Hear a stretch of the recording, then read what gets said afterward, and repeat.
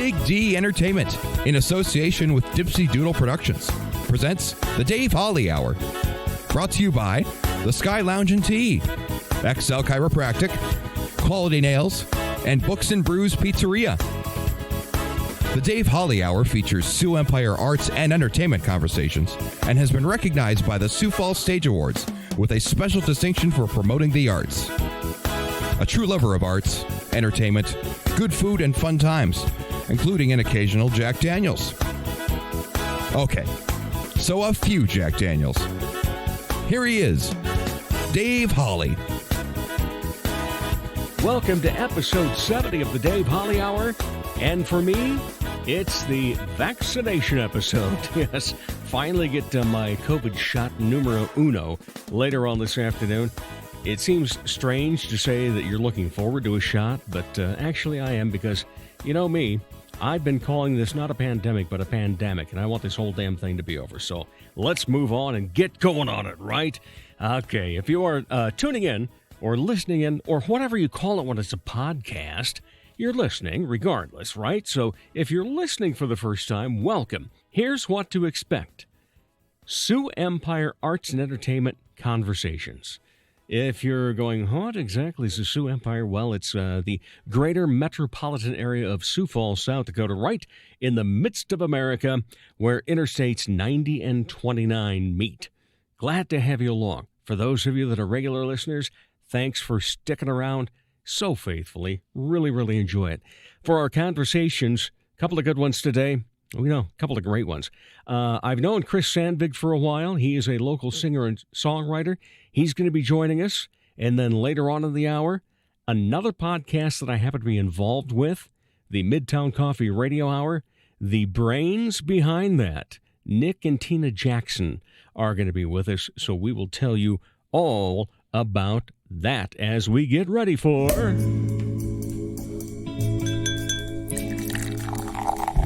time to grab your favorite beverage, lift it high, and toast it to being Thursday, a.k.a. Weekend Eve. Hey, the weekend isn't around the corner, it's here! So long, hump day, and your frumpy way. We say hello to Thursdays with opening nights. The weekend is near, and we can see the bright lights. Yes, Thursday, you're so hearty, we can't wait for Friday, so a day early, we start the party. All right, get your beverage of choice that you wish to toast with. Mine, of course, is Jack Daniel's Diet Coke with a lime. We call it Jasper Newton because that's what his name really is, Jasper Newton Daniel. But depending upon the time of day that you're listening to this, it should be coffee, milk, tea, water, maybe a soft drink. But I, of course, record this the night before, so I am still having that because I don't know how that would mix with my COVID shot that I'm getting this afternoon on that vaccine. But here's who we are toasting. We are toasting one of the sponsors of this show, Books and Brews Pizzeria and Speakeasy, because they're kind of back into a good swing. They found what works for them, and they're going with Thursday, Friday, Saturday, 11 a.m. to 11 p.m. for their hours for both the pizzeria and the speakeasy side. And what do you have for some great entertainment on the speakeasy side?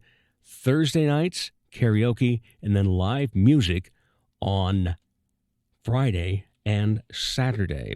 So good stuff going on there. So here's to you, Angela and Travis, and everybody down at Books and Brews for providing us with such fun stuff to do and really dang good pizza, of which my 92-year-old mother is going to get her first taste of on Friday. I'm going to take the afternoon off, go down and get her, bring her up here. She's got some shopping to do. She lives down in Rock Rapids. And then we're going to go to Books and Brews because I've been telling her how great it is and now finally get to show her. Well, one of the other things we love to do on a weekly basis is, of course, get out and provide a nice little reward, which is just, pride. It's called Honorable Mention. Honorable Mention. It always goes out to somebody that's made me laugh, giggle, smile, guffaw, just giving me a warm heart, maybe even tears of joy. And this guy really deserves it. And this is also a long-distance honorable mention. Oh, boy, I feel like Casey Kasem in our long-distance dedication. This one goes out to my nephew, Philip John Wortman, who celebrated his 38th birthday earlier this week. He is just one of those guys that he has this incredible laugh, and he's so good about it that he even laughs at my jokes. Yeah, Uncle Davey does all right. But he's just a great guy. He's a big NASCAR fan. Kyle Busch is his favorite driver. He got to meet Kyle Busch a few years back. Lots of autograph stuff and so forth. And, of course, you know, where it comes with my heart, he's a big Chicago Cubs fan. So, Philip John Wortman, happy 38th birthday, and happiness goes to you for winning this week's coveted honorable mention here on the Dave Holly Hour. Okay, we've got those great conversations coming up in just a moment. Now, coming up later in the show, we're going to be speaking with Nick and Tina Jackson. They're the ones that got this whole Midtown Coffee Radio Hour podcast going that is coming out with a new episode now on Saturday night. I happen to be part of it. I'm a minimal part of it. It's great talent from local individuals. We're going to talk all about it, what started it, how it's going, etc. Plus, my friend Chris Sandvig, whom I have known for several years now, is a local singer-songwriter. He is up next on the Dave Holly Hour. Dr. Perry Langston and Dr. Corey Tooney know excellence is in you. That's why they provide you with excellent care at XL Chiropractic, improving your overall health in spirit, body, mind, and will. Get results the natural way. Arrange a consultation, 605-332-9235 or xlchiros.com. Excellent care for excellent people. XL Chiropractic, located at 4309 South Racket Drive in Sioux Falls.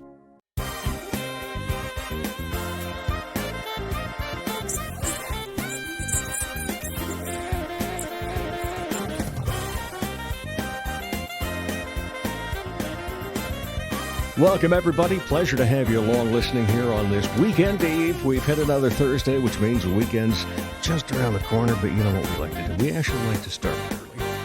And we like to talk about great entertainment and arts in the greater Sioux Empire, and a gentleman that you'll find in downtown Sioux Falls quite often this spring and summer. Chris Sandvig has joined me. How are you, Chris? Great to be here, Dave. Good to have you along. It's been a while since we've seen each other. Yeah, it has been a while. I can't remember the last time. It is probably a couple of years. Yeah, for sure. Regrettably. But in the meantime, I don't think anybody really saw many people last year. Right, yeah. There's quite a few people I haven't seen for probably, about 365 days. So. Yeah, how did that affect your gigs and so forth during COVID of 2020? Yeah, it definitely affected them. I still, probably during the summer, I had some gigs. A lot of them were outside, so a lot of places still said, yeah, we're still going to do live music. But it cut down quite a bit,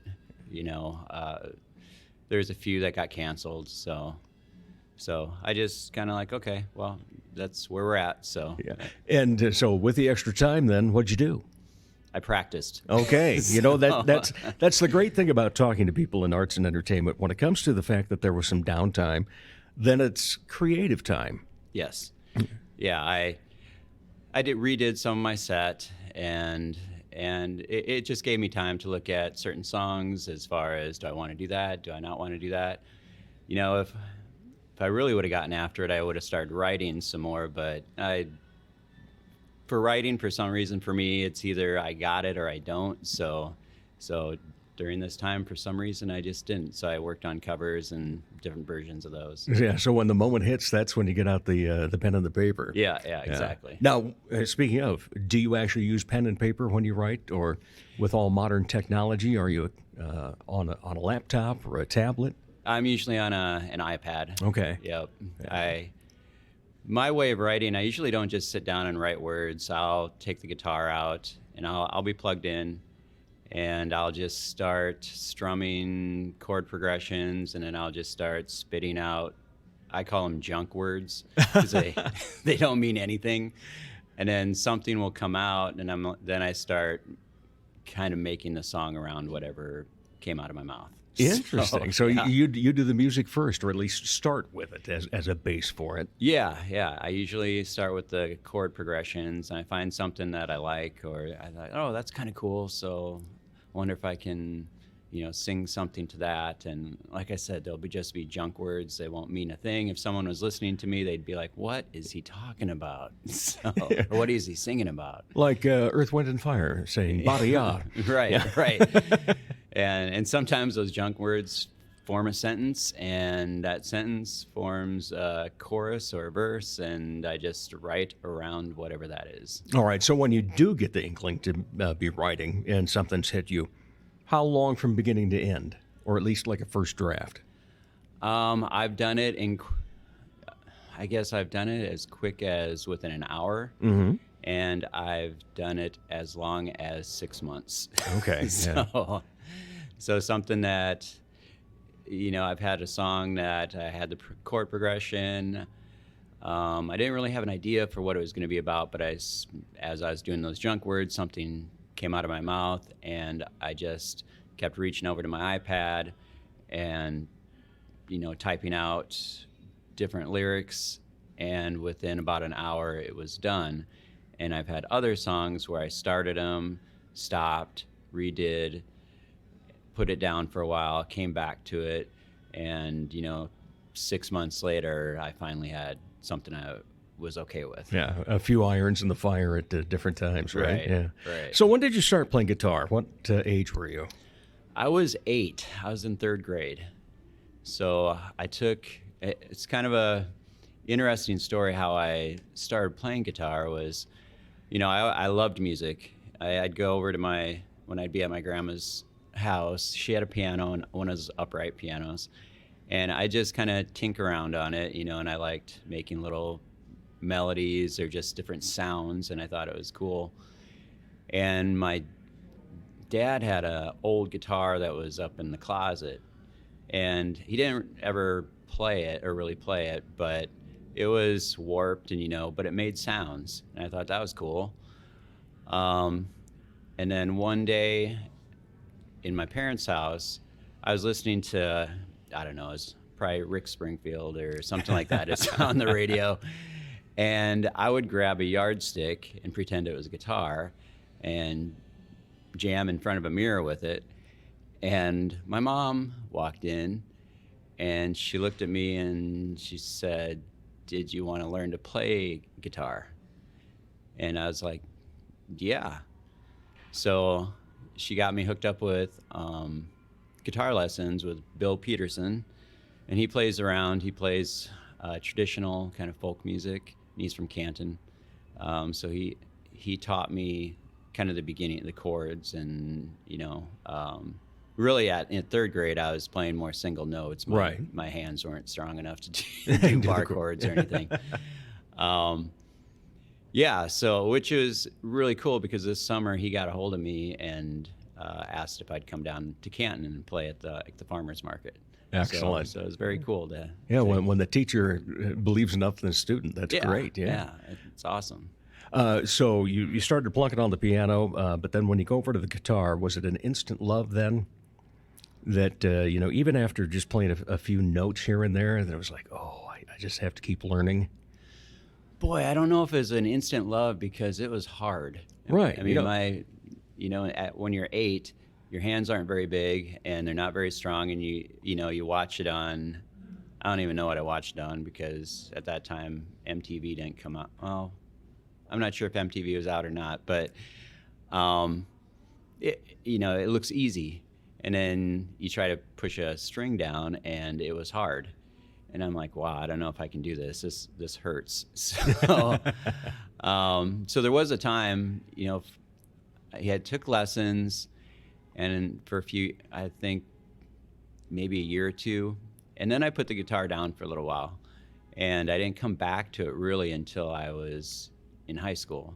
And I was a sophomore in high school, and I wanted an electric guitar because I equated electric guitars with rock music, because my first guitar was an acoustic.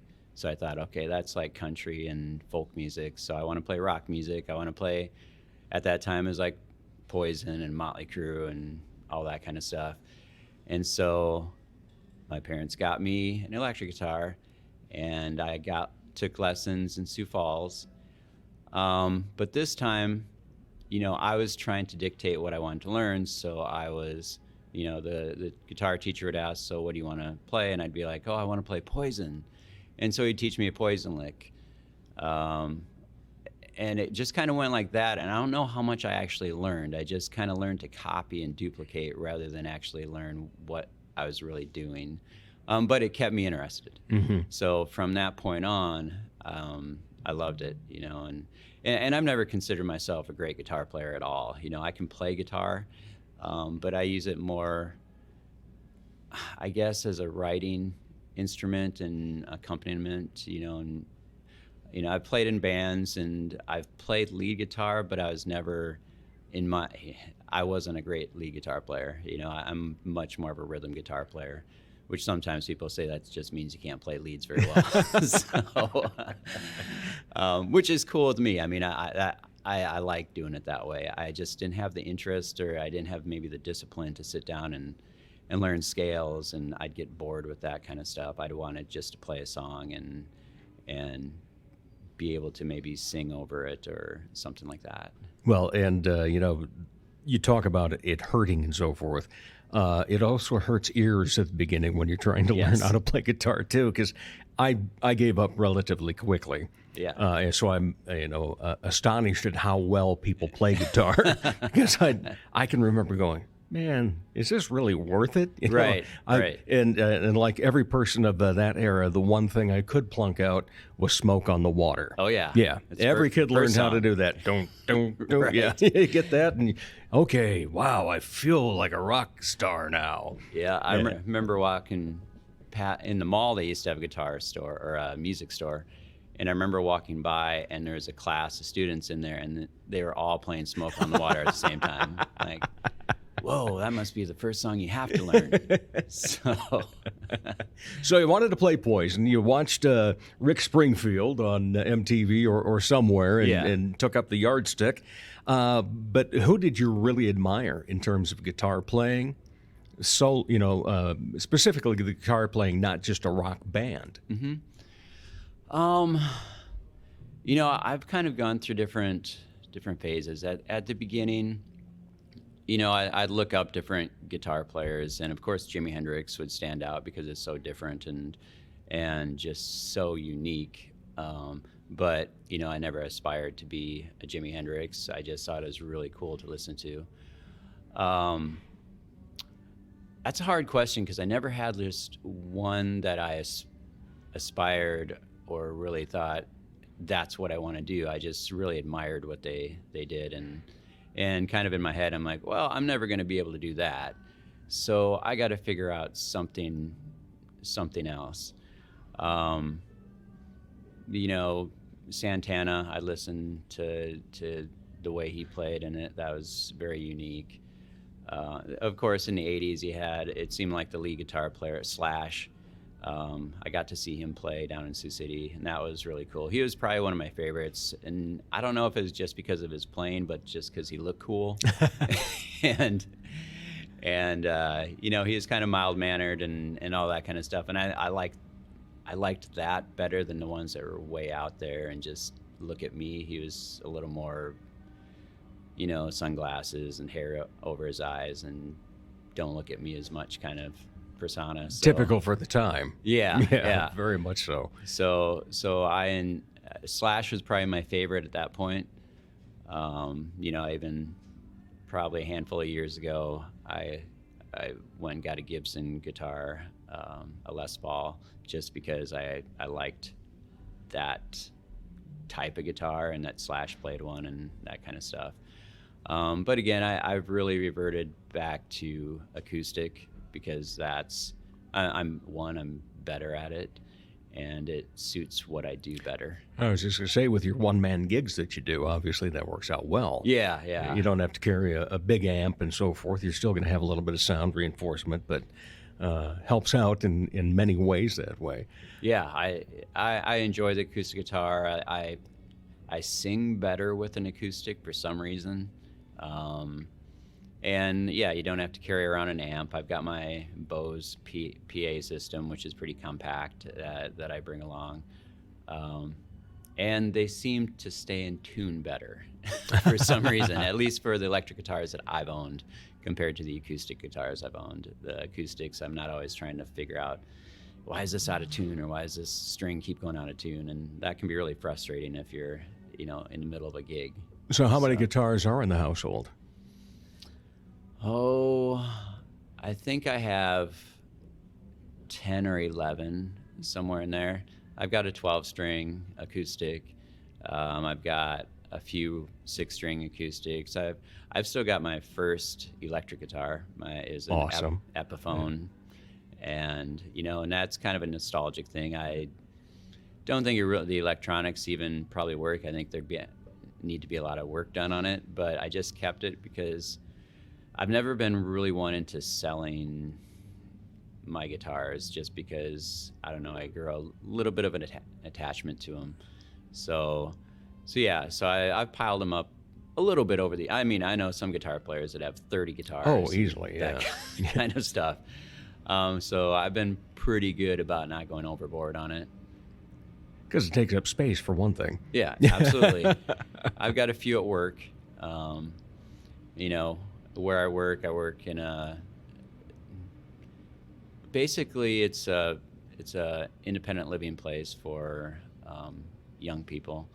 And in my office, I have several guitars. So, if anybody wants to learn to play guitar or anything like that, I can help with that. Oh, fantastic. In the meantime, let's talk about, beginning of the pandemic hurt, obviously, Yes. for many people. Now things seem to be loosening up a little bit more. We continue, we have the talk of all the vaccines, et cetera. But aside from that, you've already got some things booked for the spring and summer, and that Yes. has to feel great comparatively to last year, doesn't it? It does. It's great. I've had bar and restaurant owners message me, contact me, can you do this date, and that date. In fact, I think I have about 14 shows set up, and really there's only one place that I had to get a hold of, just because I hadn't played there before, and I wanted to try it out. So that probably was just within the last couple of weeks, it's really just blown up. Yeah, and that's fantastic to hear, because prior to 14, the most I had heard for anybody having set up so far a few weeks back was 10. Yeah. So that I'm happy for you that's coming around, because it not only for you, but also for our Sioux Empire Arts and Entertainment community, because that means other people are going to be getting hired to do things too, and so forth, and it just hopefully brings it all back in that regard. So you've got the Bin 201 coming up next weekend. Yeah, that's the next one coming up. Yeah, And, so tell us what it's like to play in a place like that. Not a huge venue by any means, indoors, versus when you go outside in the summertime. Yeah, that's the cool thing about my setup is it can be really compact, and you can stick me in a corner and I'm good, and that's somewhat by design, trial and error. I used to have the 2 speakers that were kind of out front and all of that. And when I got the Bose system, it's just this linear speaker system that can sit right behind me. I don't need anything in front of me other than the microphone. And that makes it very easy to play these places. So going into Bin 201, the first time prior that I went in there, I looked at where the musicians would be. I'm like, wow, that's not a lot of room. But playing in there, it's plenty of room. It's plenty of room for me, and it's just made things pretty easy. And when I play outside, truthfully, I don't need a lot of space then either, but Right. I can space things out maybe a little bit further as far as, putting the speaker a little further behind me.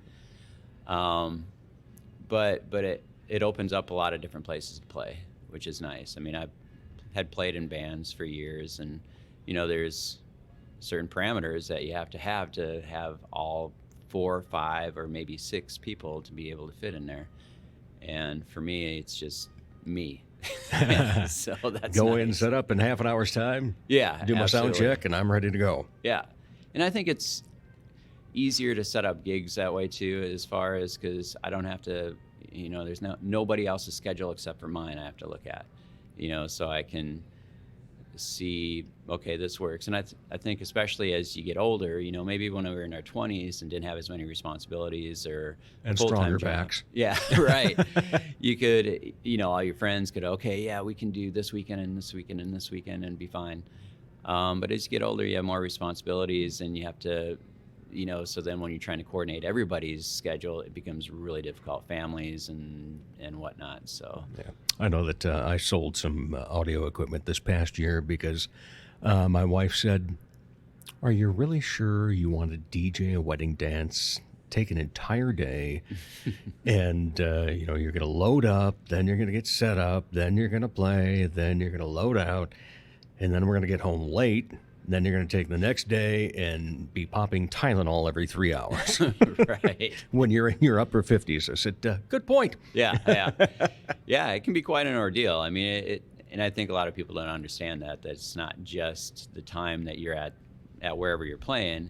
You have where you're taking all your stuff from whatever room in the house is and loading it in the vehicle, driving to wherever you're going, unloading all of it, playing it, then loading it all back into your vehicle and loading it all, and there's typically a fair amount of equipment that goes with that.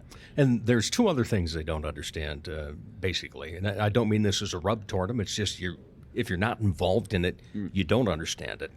The cost of equipment, even the cost of things to protect the equipment. Mm-hmm. Like what's a decent bag for a guitar cost right now? Oh, you can... I mean, if you get a hard case, you can spend hundreds of dollars. Yeah. Easy. A soft case, a good one, you're going to be spending $100. Yeah. And the other thing is also the amount of time that has gone into your talent to be at a certain level. Right. The reason I charge X amount to do this is because I've been doing it for, 25 years or something along that line. And they don't always understand that.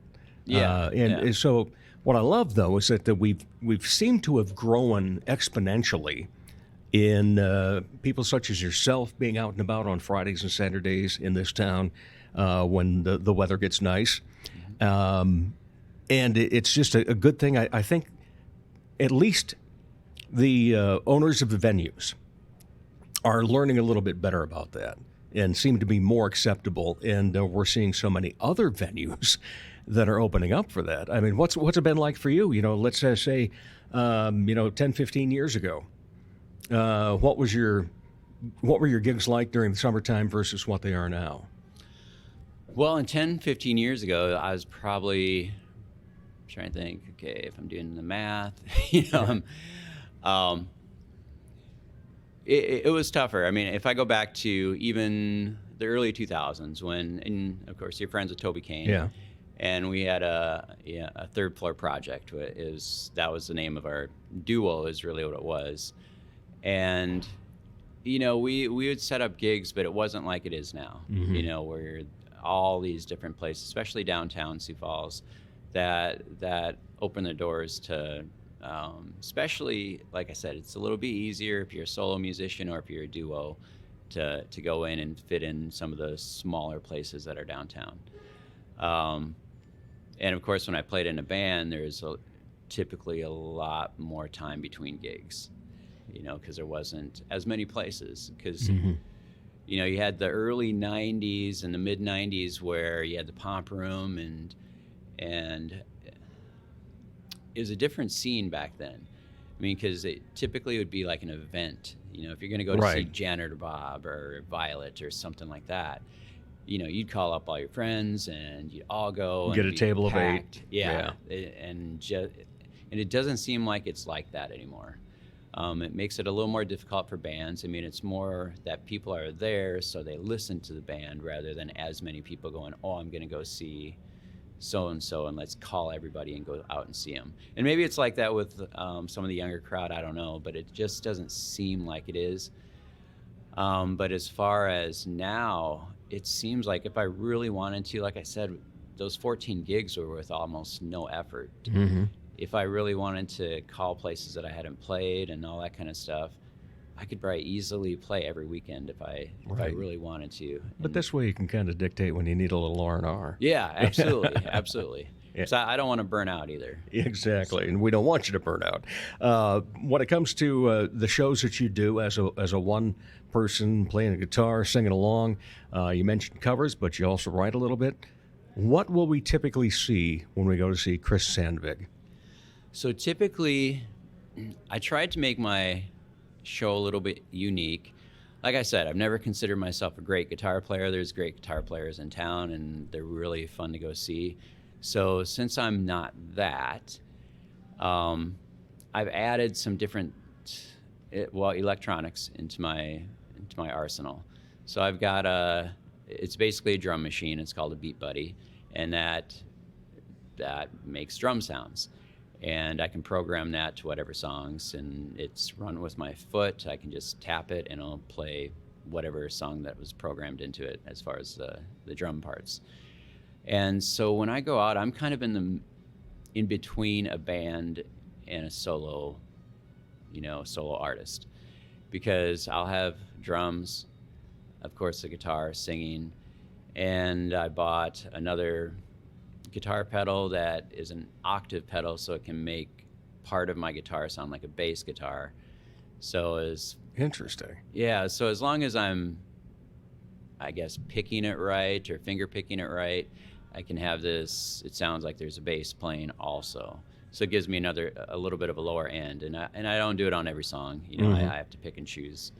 But there's things that I can do to make it different. So for instance, I could be playing at, like, I go up to Lake Madison and play at the Broadwater Bar.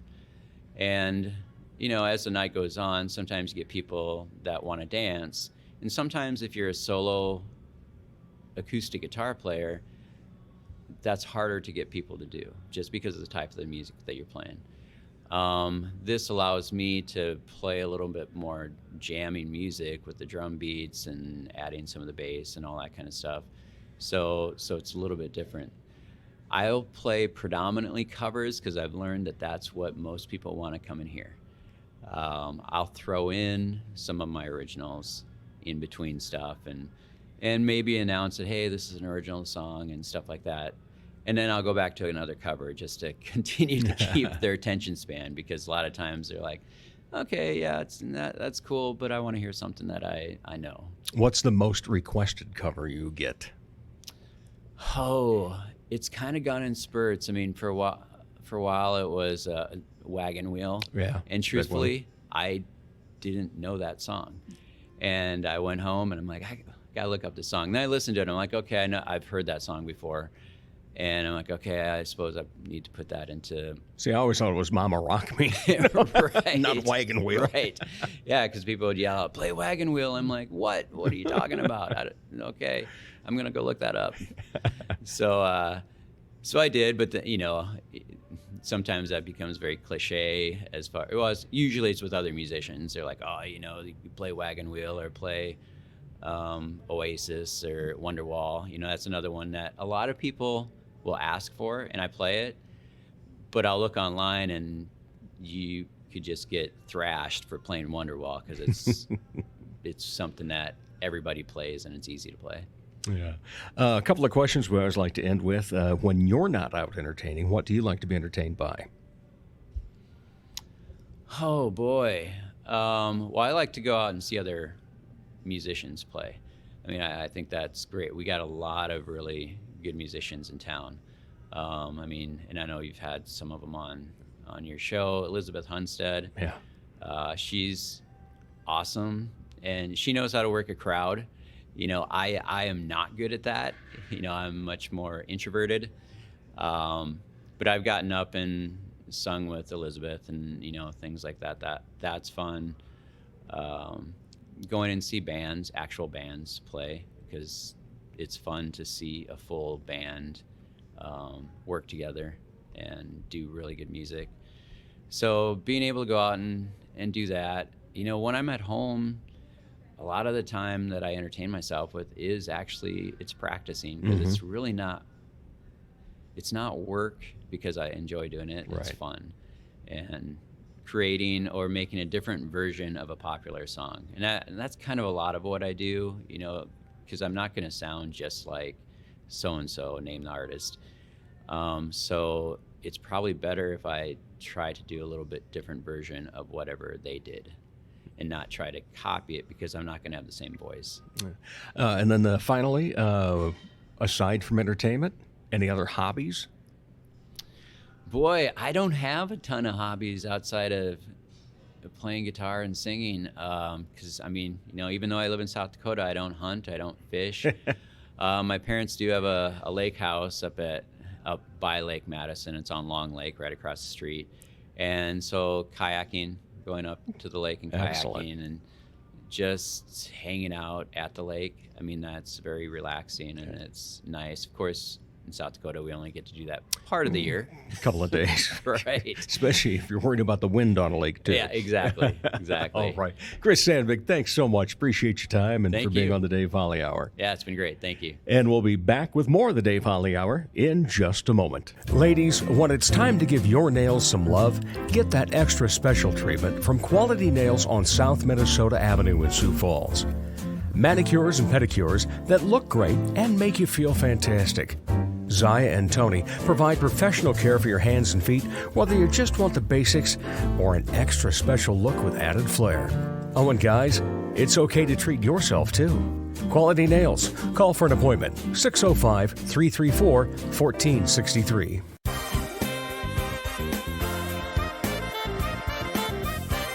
Listen to the Dave Holly Hour each week to hear who gets honorable mention. Welcome back, everybody. What a great weekend we are headed into, no matter what the weather might be. We've had some good weather. We've appreciated that. But no matter what, we always have great entertainment going on in the greater Sioux Empire. One of the things that you will hear coming out on Sunday is going to be another podcast. I've talked about it a few times already for a few months, and it's a wonderful podcast called Midtown Coffee Radio Hour. I get to host it. The band leader is Nick Jackson. His wife, Tina, is basically the brains behind the whole operation. Oh, she gives me the little handshaking thing. No, come on. Let's give credit where credit is due. But Nick and Tina Jackson, great to have you on the Dave Holly Hour. Yeah. And so, Tina, what was the impetus for this thing? Oh my goodness. I think it was like survival in COVID. Yeah. It's like we needed an outlet and we needed some kind of safe outlet to do creative things. And I also have always loved Garrison Keillor and Live From Here with Chris Thiele and those live radio shows. And I was listening to the old shows that are live, and I was starting to feel like I Am Legend, where he would watch old Today shows that were recorded, and I was like, "This is not good. I need something real." So I was just talking to Nick about it, and he's multi-talented, and I'm not, but I like being arts adjacent. So I was like, Nick, I just think we should do this. Artist. Yeah, Well, yeah. Well, it works well. Well, it's fun to be around such talent. Like it's a blast. And then, but it was also cool because Nick and most of the band played together this summer at the Stage Awards. That's right. And so they'd kind of like built some chemistry there. And I think it was just Wade that wasn't in that. And him and Maren have sung together forever. Oh yeah. So it was very easy to come together. And then so Nick just was able to call up the gang and say, do you guys want to try something? Yeah. Did you even really have to think through the Rolodex in your mind as to who you were going to put in it? Not really. Yeah. It's just such a perfect group of folks. And it's not just because of their talents. I mean, they're all incredibly talented, but just their friendship. Yeah. I mean, part of what makes it work so well is we all love getting together and just being with one another. And that's, I mean, everyone's so busy. You know, every single person is involved in numerous other things, music and theater and so on.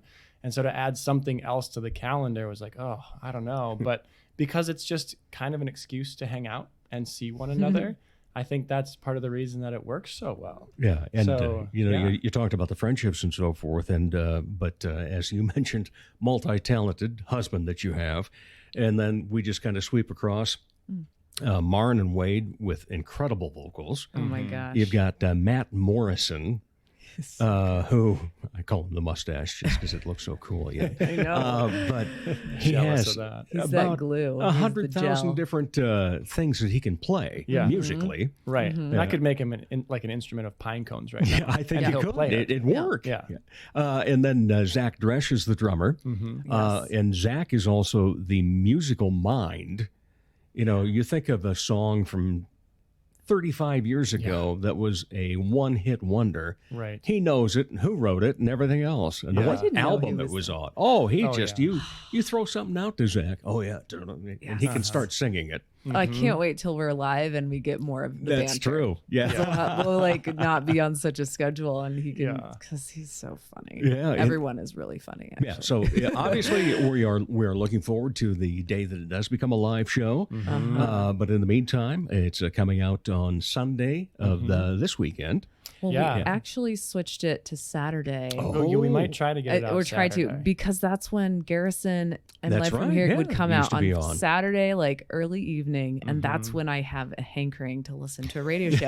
And since this is, I get to call the shots. You call the shot. You're the number one idea guy. Yeah. And I Well, want it to and- be on Saturday night. And you know what's great about Saturday night? I think of this, as someone that was spent a good portion of my life in radio.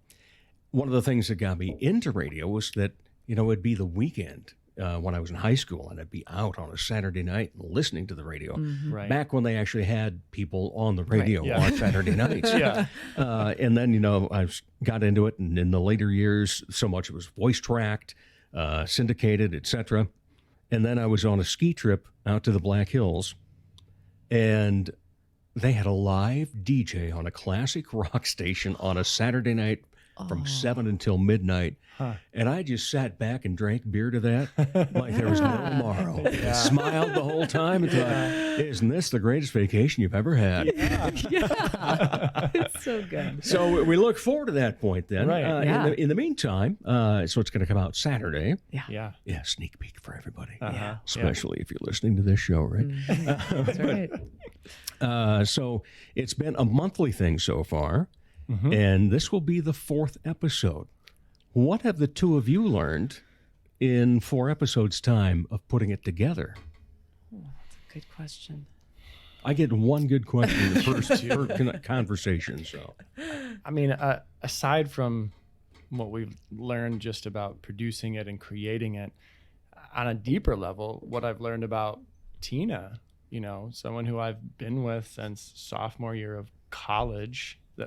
We've been together for so many years.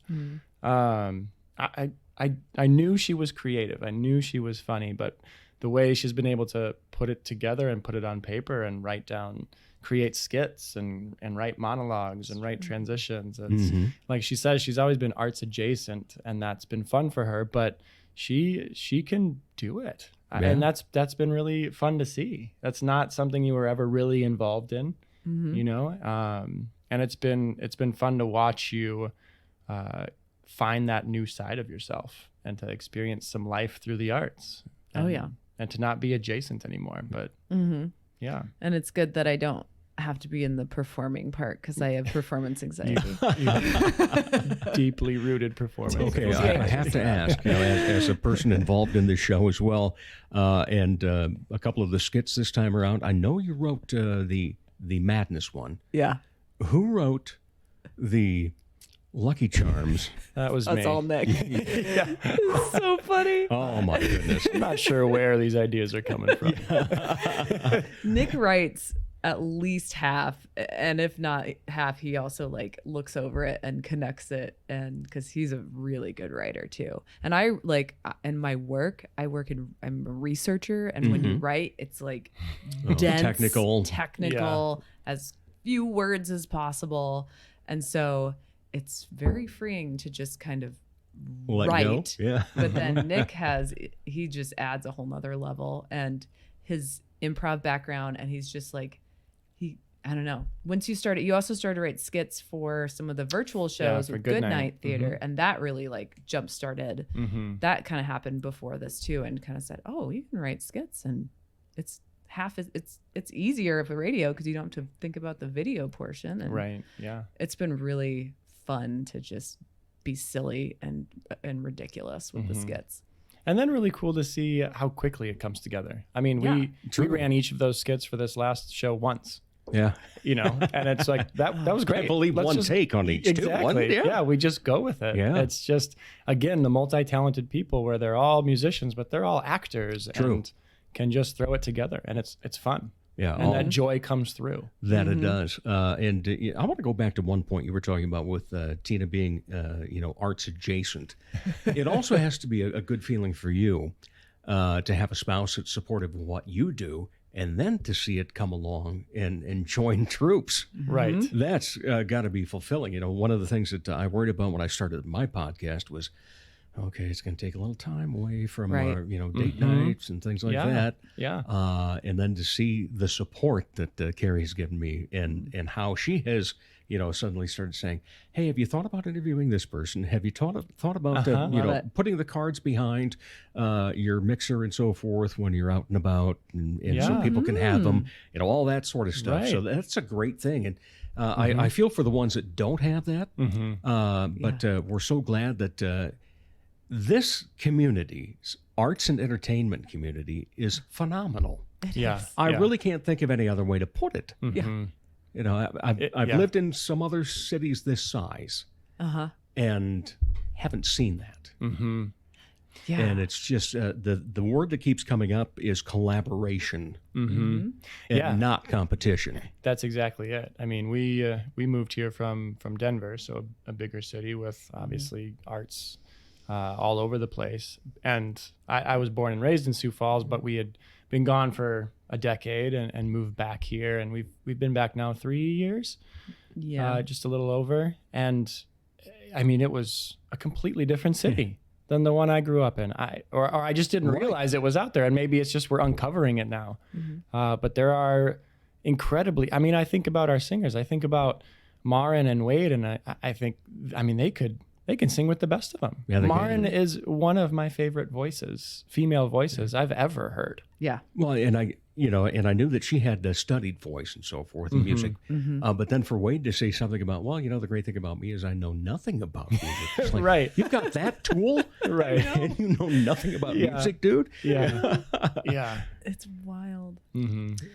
Yeah. But I also remember that I didn't grow up in Sioux Falls, but I weirdly know more about it than I feel like I should. But you, there was the whole like band scene when you were in high school, and somebody who did the Brian Bieber. Brian Bieber did the documentary about it, which we still need to watch. We do need to. For the Pomp Room?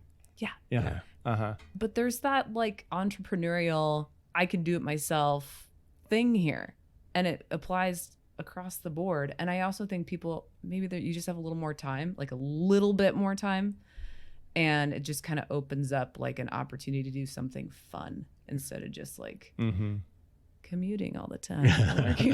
Because it's all a second. I mean, for almost everybody, it's not their main job. Right. That's true. Yeah. Right. I don't think we have anybody that's full-time in entertainment, do we? No. But that also brings up a good point as to how many there are now in this town that make their living It's Right. great. in arts and entertainment. And It just elevates. because I grew up close by down in Rock Rapids, and the big thing, and now it's back open, the State Theater.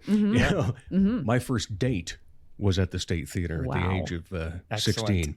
Yeah, and cool. because Sioux Falls was the big place to come.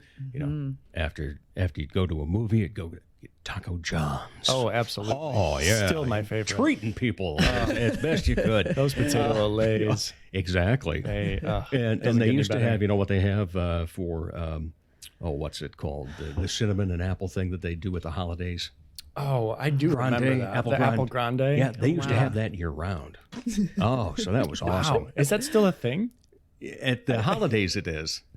So, Nick, you were talking about having moved back from Denver a few years back, and it just being a completely different town. Didn't take you long to jump in. No. Did it? I don't even think, was it to both feet or was this a cannonball? It was with a jackknife, just right in.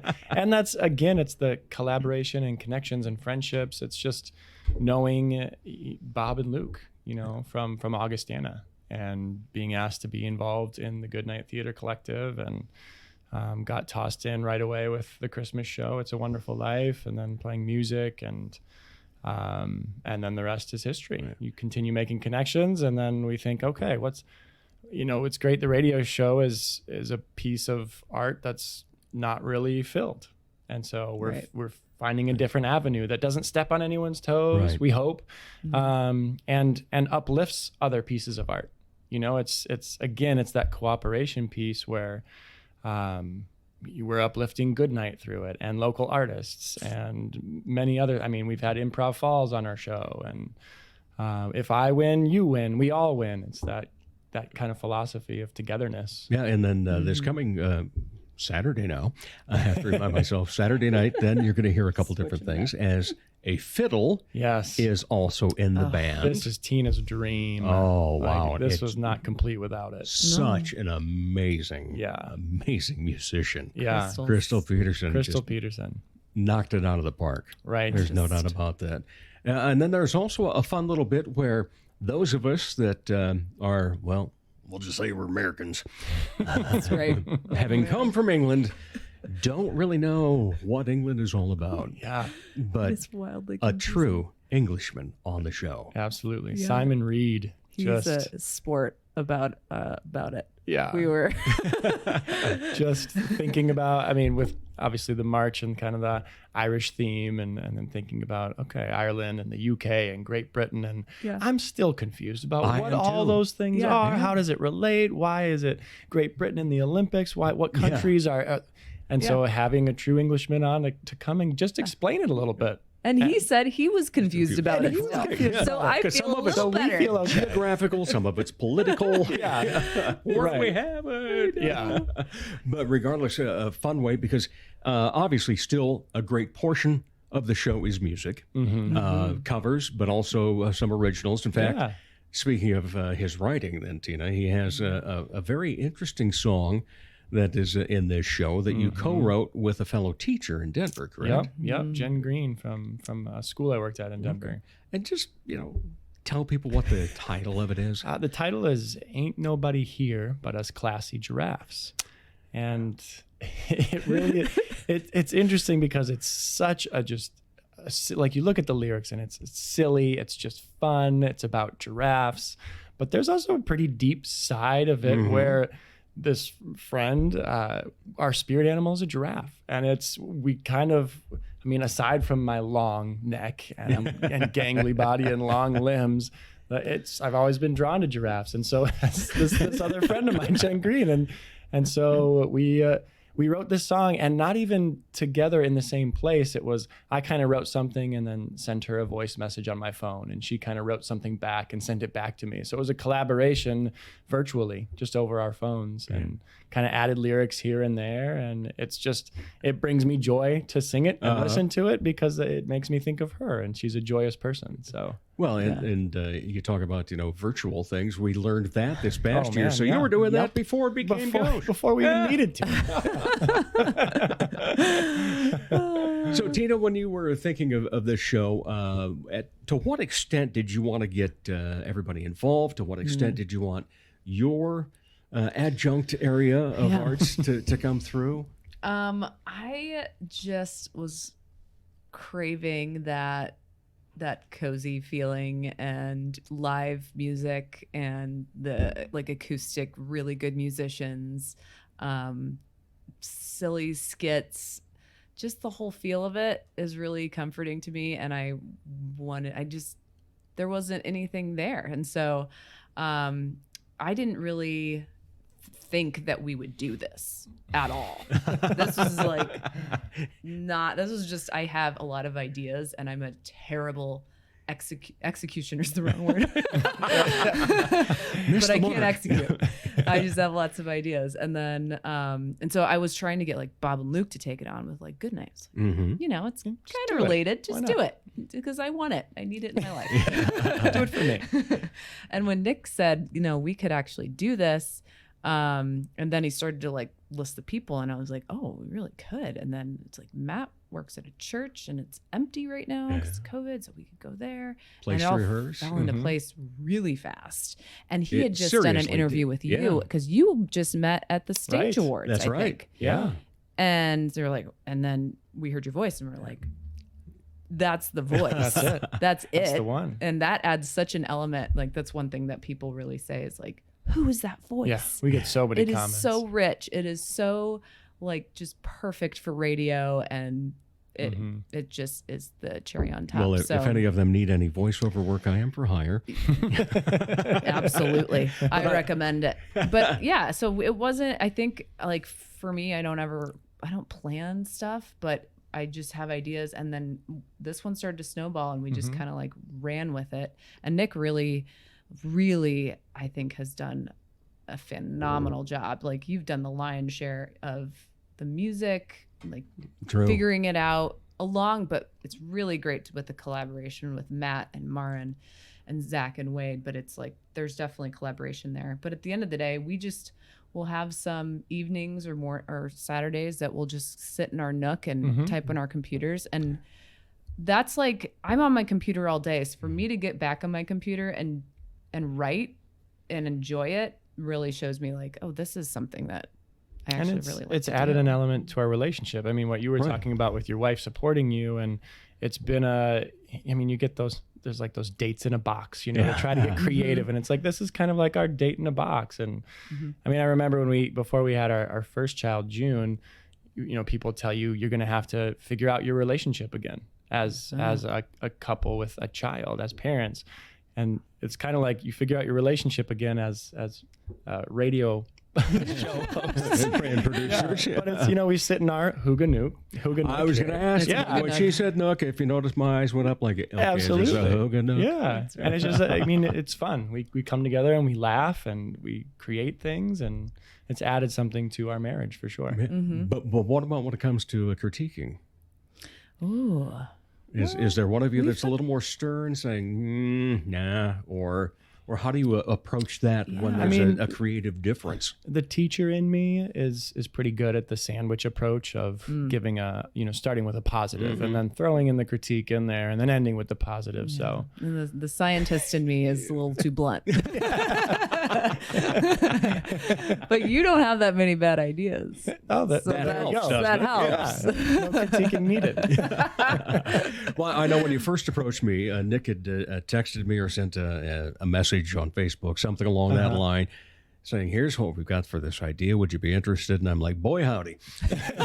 Yeah. Put me in, coach. I'm ready to play. And any other analogy you want to use and so forth. And then we did a Zoom meeting, the three of us. And it was like, oh, this is going to be so cool. And it's fun when you think of something and then you think, okay, this has got a shot.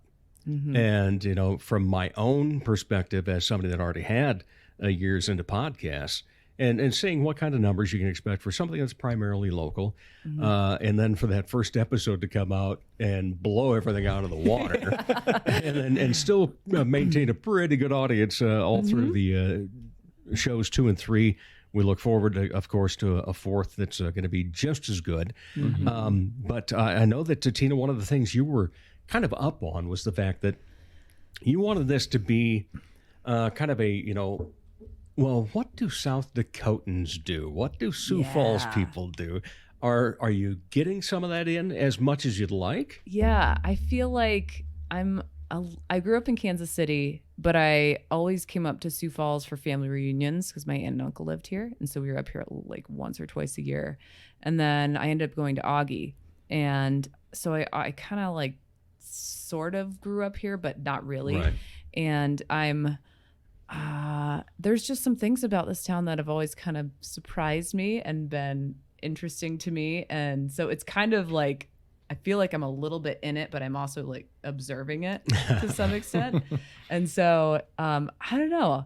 It's just the Midwest and like the people are so interesting to me. And things are a lot more interesting when there's like a specific sense of place. And we can make jokes specific to Sioux Falls, but I think some of them still are translate beyond knowing what we're talking about. But a lot of the feedback we've gotten from people that I've felt really good about is they say, I really feel like I belong with your show, or I feel like I'm in on the inside jokes. I feel like I'm home when I'm listening to it, and that's the goal. I mean, we want people to feel that hygge feeling. And you know what's so neat about this is this reminds me of tales that I heard before my time on Earth of people sitting around the radio on a Saturday night, and the whole family just sitting there, the Norman Rockwell type picture, and I get that feel from this. Good. Because it's got such a great flow to it, where the fun stuff's thrown in, where we get serious, and that's the other thing is there's been a theme to each one, and it's also it comes up with issues too, right?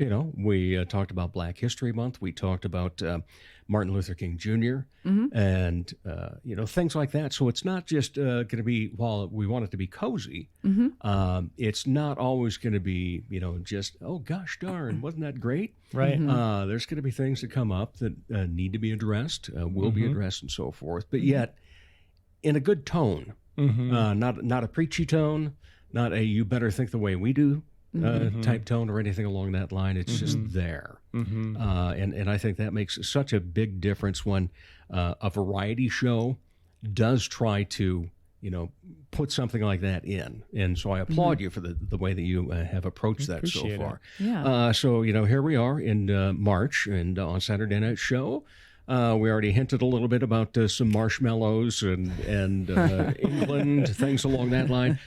What more specifically then? What are we going to hear? Oh my goodness! I mean, all the lineup. All the songs are well, we thought they were. All the songs we thought were, by Irish singers or Irish bands, and we might have had one little flub where there's a Scottish in there instead. But again, UK, it's a Disney movie, so it's really none of them, right? Exactly. But no, I think they have real. They're probably actually Scottish musicians, and we really just blew it. We really blew it. I mean, I would say something that I take as a positive thing is I've been able to go back and listen to our own shows and our own music over and over again, and that makes me feel good, because a lot of the times when I create something, I don't want to look at it again. Or if I am interviewed for the news, I'm not watching it. Nope. Or this podcast I probably won't listen to. I'm sorry, Dave. Or I'll click play and mute it. I was just going to say, I know how you work. But all these songs, I love going back and listening to them. And even this last show, as I'm in the post-production step now of listening and editing it all together, it's even the songs going in, we talked about, that I'm not sure if that song will work, or that's not my favorite. Afterwards, it becomes our favorite. Yeah. Or, we have a song by the Cranberries, we're doing Linger, and that's always been like a meh song for me. And the way we did it, I like it more than the original version. Yeah. It stands on its own. There are a couple of songs in this show that are very much that way for me. That was one of them. The other was Chasing Cars. Because, it's like, okay, I thought it was a cool tune before, but the way that I can't say necessarily we did it, because I just sit back and introduce it and say something about it afterward. The thing that I did say after it was that, live music, a good friend of mine says live music is great for the soul. And that was such a great example of it, because that was a cover song that I suddenly went, I need to go back and listen to the original. Oh, cool. Again. Because it was so well done, and I got so much more out of it. So I think there's, so many nuances to what can come out of this. But what do you really hope, what are the bigger dreams of this? Initially, I mean, the short dream right now is we want to be live, actually have an audience.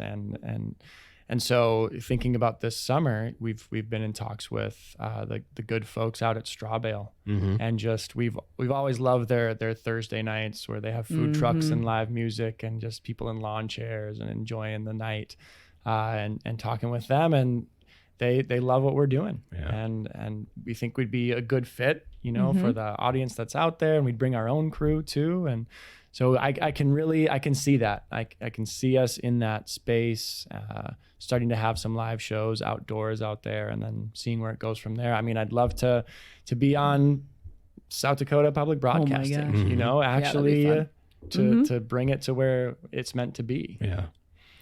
Yeah, you've said it. I mean, that's all we can really think about is just what's it going to be like to do it live with an audience and actually have that feedback. And I feel like the way we've been doing it has been very life-giving, just to do art during this time, but to actually do it for other people, I just feel like it's going to feel so good. And at the same time, if it were to end after this show, where we're just like, oh, we're all too busy or whatever, I would be happy with what we've done in our 4 episodes. And it's, since moving back to Sioux Falls, one of the first things I thought was I need to make music with Wade. I need to make music with Marin. Like, that's just, okay, we're finally in the same city. We can do it. And so we're doing it. And that's good enough. Yeah. Even if we were just getting together in the church and rehearsing, that's enough for me. It just, again, the the live jams music are quite fun. Yeah, I need it to be recorded so I can listen to it a lot. Yeah. But I also think you play piano beautifully, and you make up all these things. He'll make up this song and be like, oh, you'll never hear that again because I just made it up and I don't know what I was doing. And so this is a perfect place for him to do little piano ditties that you think of, or add the piano. He did piano, like musical improv in college with the piano. So just so many things line up for this kind of show where you can showcase not only like actually playing beautiful songs, but adding piano in different places. And that's been fun. I don't know where else you'd do that. I just think it's so fun. Right. Yeah. Being able to put music behind skits or narration, I really enjoy. And that really brings me back to college, where we do musical improv and make up songs in the moment. And I just try to fit the mood, fit the scene. And so it's been fun to bring that back. All right. Well, it's been fun to be a part of this journey, but so glad I you don't are. think it's going to end after this show. I just No. have a feeling we're in this for a long haul. Marin even said, like, 20 years from now, we're and still going to be glad playing we these are. commercials. Yep, absolutely. same ones. All right. Well, obviously you have a couple of kids. You're both quite busy, but you love entertainment. When it's not you entertaining or being the adjunct artist, what do you like to take in? I mean, what really got us going was going to the good night shows, the cabarets, Luke's, like seeing. I remember we were visiting Sioux Falls and we heard, oh, there's an original show going on, and it was Luke's first one, Lucy and David. David and Lucy, yeah. And Wade was in it, and so we're really good friends with Wade, and we're like, oh, let's go. And I just was like, this is so cool. And so that got me really excited. And then when we moved back, we just immediately became, I think we were season ticket holders, and then we just went to all their stuff. And then the Love It, I'm really excited about. Oh, yes. Back to some live music. Love this live year. music, love outside. I'm a sucker for live jazz. Like, Yes, just going our to wine bar has love what. Yeah, I think it's been 4 weeks in a row for us. Yeah, Our wine. yeah. That's And there's my like favorite. the jazz, there's so many like mix and match jazz different trios. trios. Yeah. And everyone's so good. Oh my gosh. Again, the collaboration piece, not Exactly. competitive. Yeah. It's like you're Yeah. part of this and Very this much. and that. Yeah. I'm trying to think of what else we go see. I mean, it's all We frequented like Improv Falls shows. Yeah, and you got to go see more of that than I did because babysitting. Blame mom. Babysitting / there are kids, so it's not babysitting. yeah, still babysitting. Yeah, no, there are children. But I wish I could go see more of that. I see. But yeah, If I recall, a biker, correct, Nick? Yes. Yes. Yeah. I How love about cycling. Tina? Outside of entertainment, hobbies for you as well? I do love biking. Love the bike trail. Just got a good bike last year, and that was a game changer. So that's been really fun. Anything outside? Anything outside. We go to Great Bear all the time. Pretty much every weekend. And excellent. do the hiking in the back end, where it's cross country trails now. But there's a secret little playground that we can go into. So and it gives June a reason to hike. So she wants to get to the playground. And so, There you go. Yeah. That's our little Well played. our little sanctuary, and it's beautiful out there. I mean, you're It's huge. really I mean, fun. gardening in the backyard. Yeah, That's we're pretty we are homebody. homebodies. We do we like being at home around the house. We love our neighborhood. Favorite thing in the world is park volleyball. Yes. Setting up the volleyball really? net and just being out at the park all day. So we Yeah. did that on Sunday before our Midtown rehearsal. Just got people together and played volleyball outside in the sun. That kind of developed when we were living in Denver. There's such a big park culture where if you're not going to go to the mountains for the weekend, you go to the park, and there's 40 volleyball nets set up, and It's people just so have cool. their beer and they pack their lunches and they sit out there in the sun all day. And so it's been fun to kind of bring that back to our own little Midtown Spellerberg Park and bring friends and food together. Well, I lived in Greeley for a couple of years. Yeah. And I played mud volleyball one Yes. time. Yeah. Ooh, It was a blast. yeah, Yeah. It was also a 2-hour shower. Yes. worth it. It's some slow Totally volleyball. worth it. Very. All right. Well, Nick and Tina Jackson, again, congratulations on putting together such a great product with the Midtown Midtown Coffee Radio Hour. Sometimes I get my R and my C mixed up. But because I've been at the Irish pub too much, apparently. There we go.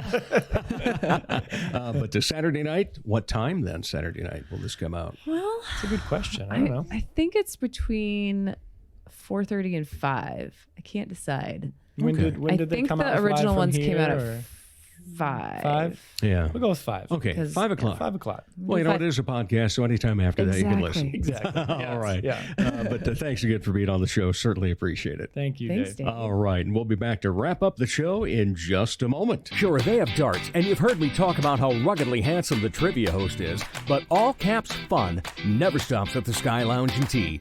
And fun is best had with your friends enjoying live entertainment, as in live and local. Yeah, the Sky Lounge believes in giving you the best bands, solo artists, and comedians from the area. The Neo Johnsons, Elizabeth Hunstead, Skylar Volks, as well as many others. And a great staff will make sure you enjoy your fun at the Sky Lounge in Tea, South Dakota. From the Dipsy Doodle Studios at the world headquarters of Big D Entertainment, a 40-square-foot home studio in the middle of America, it's Dave Holly.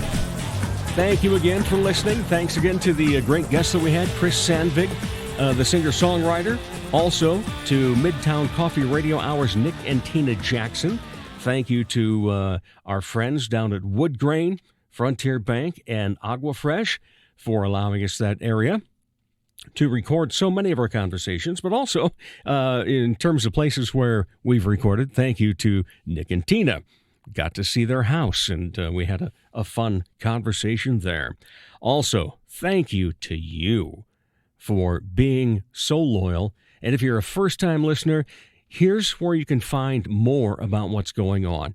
You can go to davehollyhour.com to find out more about this show. If you'd like to find out more about what I do for various entertainment, go to simply daveholly.com. And make sure you take in some of that fun stuff that's on there, too.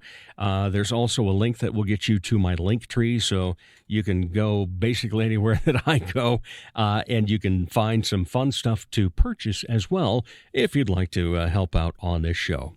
All right, so what do we have going on for this weekend for Dave and the rest of the unpaid staff? Well, tonight I have the feeling some of them are going to be at Books and Brews for karaoke. Some might also go over to some more jazz at our wine bar. Saturday night, we'll be over in Rowena at the Red Rock for Crazy Frank Karaoke.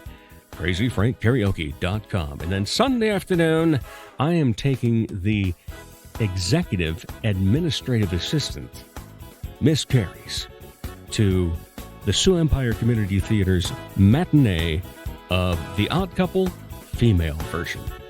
Next week on our show, Reuben Rodriguez. He's been a guest before just because he's involved in so many different trios.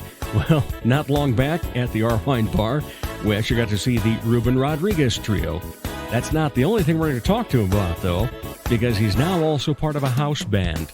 We'll talk all about that with Reuben next week.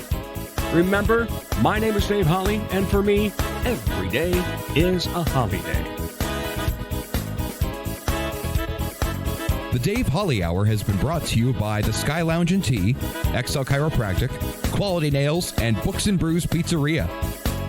If you would like to contribute to the continued success of this podcast, go to davehollyhour.com. At the bottom of the front page is the additional links section. Click on the orange button, Dave Holly on Linktree. You can order merchandise, become a Dave Holly Hour VIP, and make contributions to the show. The Dave Holly Hour is produced in the Dipsy Doodle Studios by Big D Entertainment. Thanks for listening.